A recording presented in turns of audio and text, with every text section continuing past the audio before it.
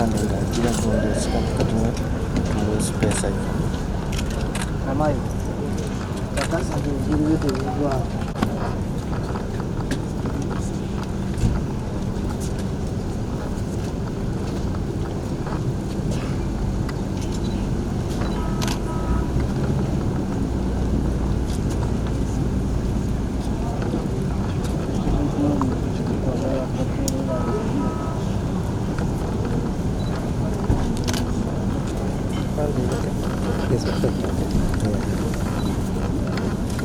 here to moving the wall.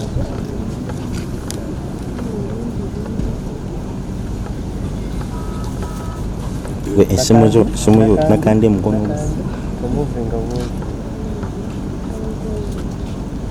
Na kola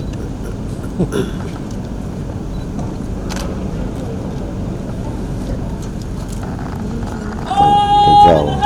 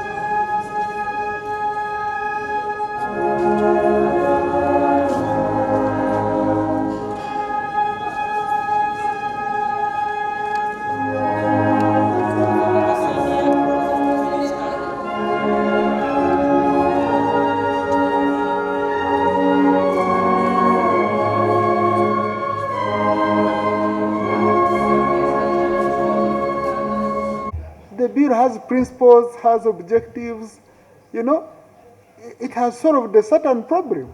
So how is it pro-people? And you give answers which at whom it may concern, kind of.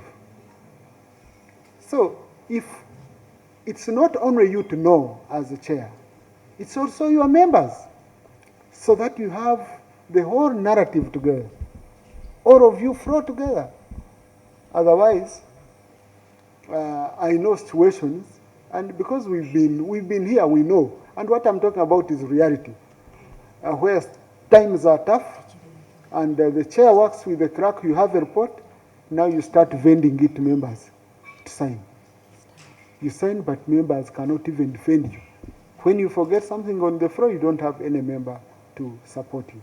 So it's very, very critical as a chair that it's not only you who understands, but the whole team. If you have a draft, sit down, go through it page by page with the members, because they are going to append signatures.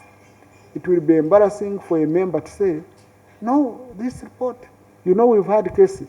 I think it was in the 9th Parliament, Honorable Baka, where I think it was on 2 instances, where the reports which members agreed upon were different from the ones which were presented on. His videos today are playing on our screens, and he did this with a lot of commitment. He worked so hard during his time as a member of parliament, especially for the pacification of the Karamoja sub-region. Honorable Aleper contributed immensely to the debates in the House, focusing on improving infrastructure in the Karamoja sub-region and food security for his people, if we are to be specific. He also worked hard to ensure that children from Karamoja were off the streets of Kampala. On the 11th of March 2015, Honorable Simon Peter Aleper had this to say: as we talk now, a new form of child trafficking is taking place, where parents take their children to a market during auction days, pretending to be buying animals, and the buyers also go to the market pretending to be buying animals, but in the process, you find them exchanging items and money for the children. So what measures is government putting in place to control this? This shows the extent at which he loved the children and his people, and this problem which was prevalent in Karamoja sub-region. You can get more from the Hansard, the records are there, and you find that indeed he was an astute legislator who knew the areas that focus on and the impact they would create on his community in relation to his submissions on the floor. He served his part of the NRM with dedication and supported implementation of all government programs irrespective of where they are located. Even if I raised so much on what Honorable Arip was doing for Karamoja,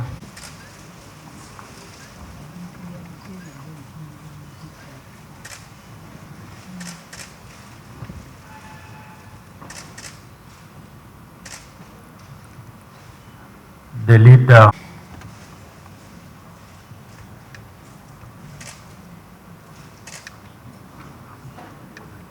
the government chief whip.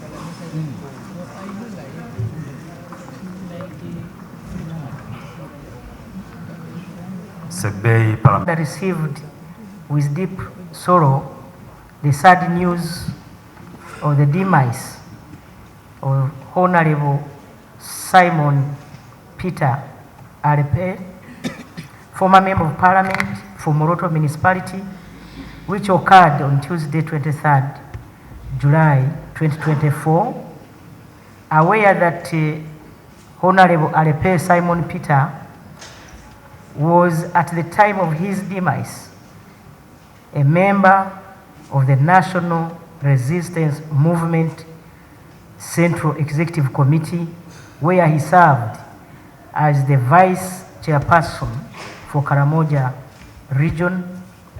Further aware that Honorable Arip Simon Peter was a prominent figure in the politics of Karamoja, having served as a Member of Parliament for Moroto Municipality from 2011 to 2016,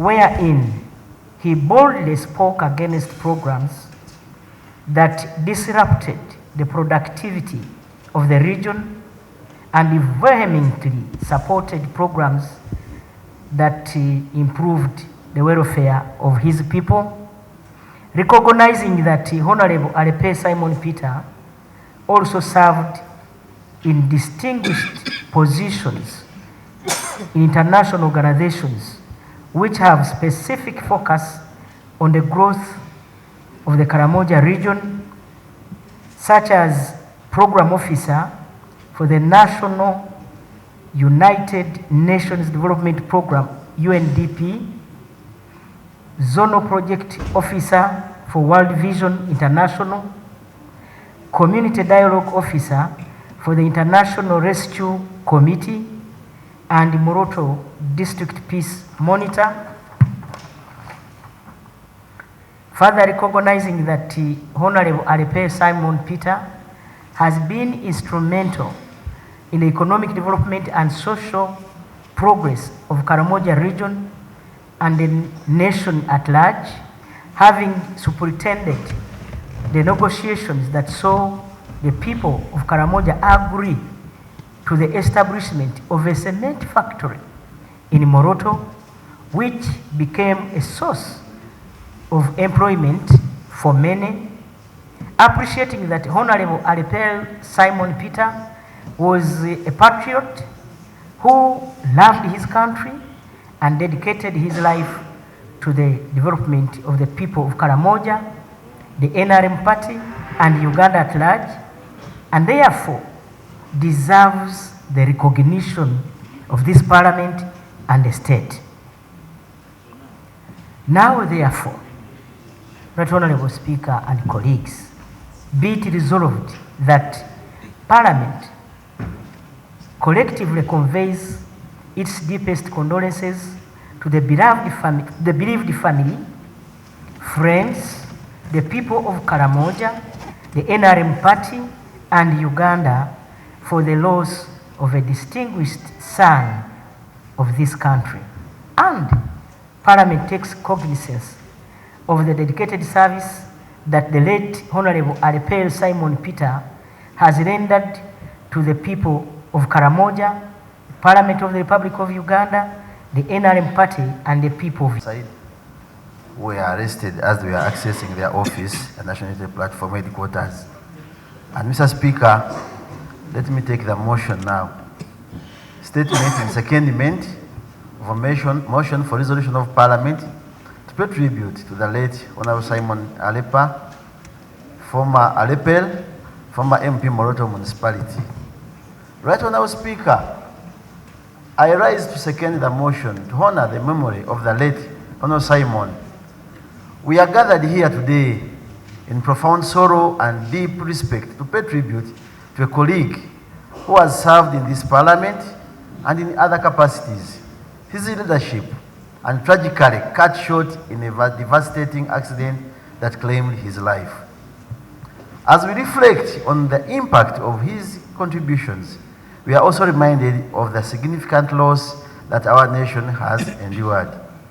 This solemn occasion serves as a poignant reminder of the lasting legacy left by Honorable Simon Aleper. Right Honorable Speaker and colleagues, honorable colleagues, his contribution to our aunt country was not in doubt, and his loss is deeply felt by all who knew him, especially the people of Karamoja region. However, Honorable Speaker, how much longer must we witness our people dying due to accidents? Right Honorable Speaker, I would like to draw your attention to the concerning issues of road accidents in Uganda. Alarming statistics have shown a persistent increase in fatalities and injuries. The annual performance report released by the Uganda Police Force for the year 2023 revealed a total of 23,608 road crashes, with 4,179 of them being fatal and 12,4 487 classified as serious crashes. Additionally, Right Honourable Speaker, the report indicates that more than half of all people road crashes were caused by over-speeding. Uganda's roads have become increasingly perilous, with thousands of lives lost each year due to road accidents, underscoring the need for comprehensive strategies beyond law enforcement. Facts such as reckless driving, poor road conditions, and inadequate vehicle maintenance contribute significantly to the high rate of accidents. Tackling these challenges necessitates the involvement of multiple stakeholders, including government, agencies, private sector players, and the general public. Right Honourable Speaker, we have repeatedly urged the government to prioritize the development and maintenance of road infrastructure. Poorly designed and maintained roads significantly contribute to the road accidents. Investing in better road networks, clear signage, and effective traffic management systems can reduce accident rates. Additionally, policies promoting road safety, educating, and stringent vehicle inspection regulations are essential. The government must work collaboratively with the local authorities and communities to implement these measures effectively. Right Honourable Speaker, reports of our colleague's death indicate that he was involved in a head-on collision with a truck that crashed into his vehicle. Our highways should be dual carriageways, but many times government says we don't have adequate resources to build them. It is not true that resources are inadequate. Funds are often misallocated and lost to corruption. The money lost to graft could build dual carriage roads on all highways. This is a call for the government to combat corruption and honor the legacy of Honorable Aleper. Right Honourable Speaker, the energy being invested in quelling peaceful protesters against corruption should be deployed to fight corruption such that we can have resources available to develop our country. Right Honourable Speaker, it is also imperative that we address the critical issues within our healthcare system. The unfortunate passing of not Honourable just Arip, but many others could have been prevented if we had a functional care system. Our hospitals are inadequate, lacking proper intensive care units, essential medical supplies, and a sufficient number of medical personnel. Without immediate action, we risk losing more lives of our citizens. A few weeks ago, Honourable Speaker, the government made the disappointing choice of redirecting crucial funds from improving our struggling health system to support local. This decision made by government demonstrates a lack of consideration for the well-being of Uganda citizens who depend on accessible and high-quality health care. No wonder Honourable Aleper had been giving out some handouts, such as bensins to every mother that gave birth at the missionary hospital in Moroto, and this is a testimony of the ailing healthcare system.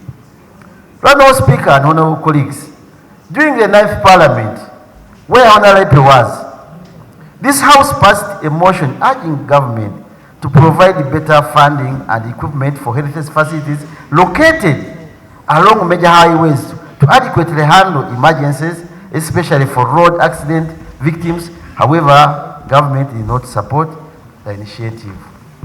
Information, colleague. The Right Honourable Information.